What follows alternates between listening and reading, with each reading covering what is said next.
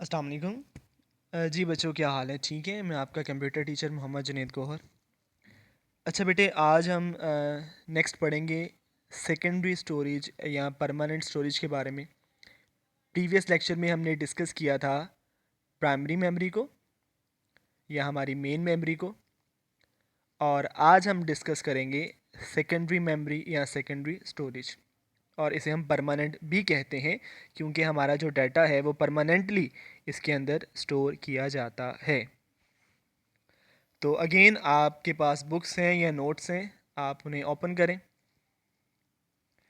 तो बेटा, secondary storage also called external memory refers to various storage media where a computer can store data and programs.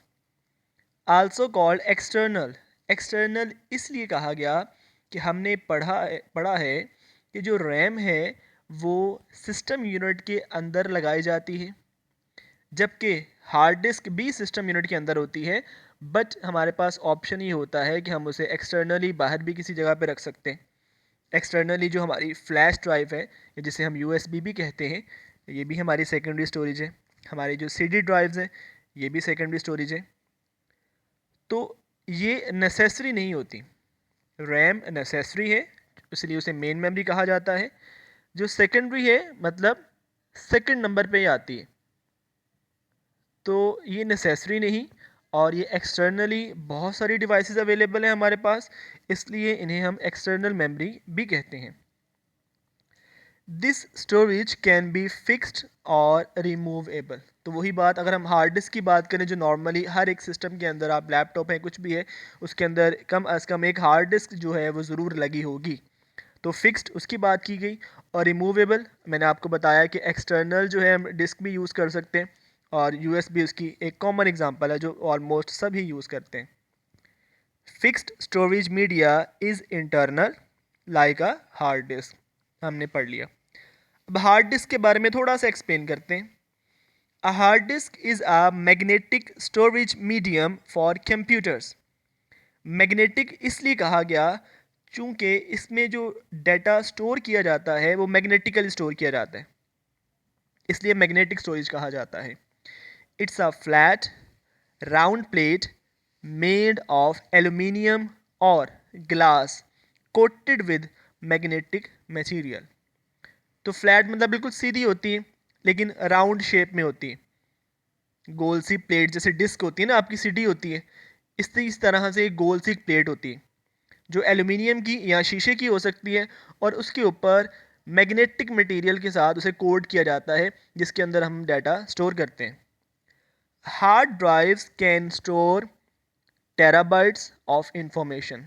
ये उसकी capacity की बात की कि कहाँ तक जो है वो डाटा उसके अंदर स्टोर किया जा सकता है। डिफरेंट रेंजेस आती हैं, जीबी से लेकर टेराबाइट्स तक जाती हैं।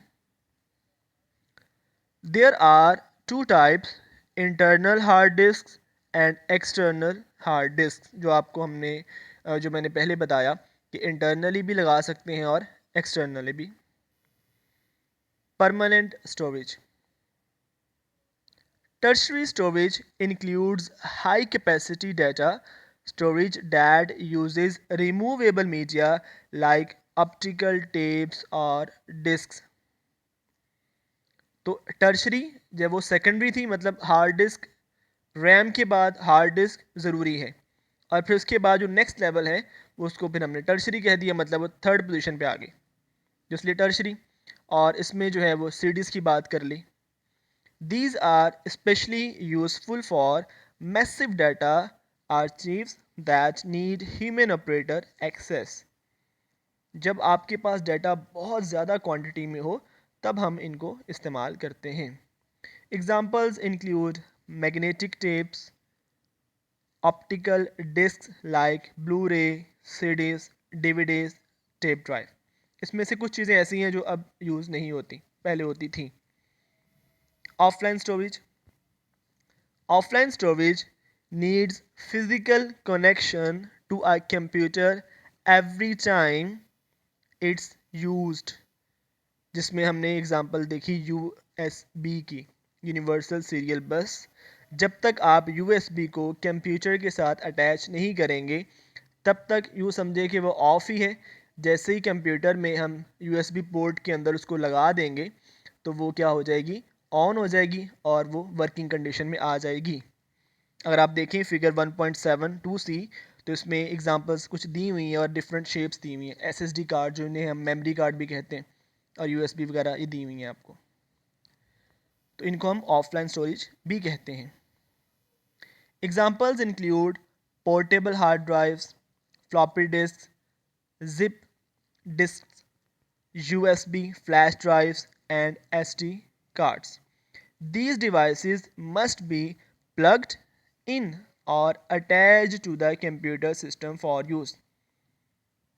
तो क्या बात की थी अभी हमने कि इनको हमें कंप्यूटर के साथ अटैच करना पड़ता है तब जाकर ये वर्किंग कंडीशन में आती हैं। तो आज के लिए इतना ही हम पढ़ेंगे। तो अगेन एक बार रिपीट कर देते हैं। आप देखेंगे यहाँ पे साथ साथ सारे डायग्राम्स भी मौजूद हैं। हमने पढ़ा सेकेंडरी स्टोरेज के बारे में, जिसमें हमने हार्ड डिस्क की बात की, परमानेंट स्टोरेज की बात की, ऑफलाइन स्टोरेज की बात की। तो उम्मीद है कि आपको इन सब चीज़ों की समझ आई होगी।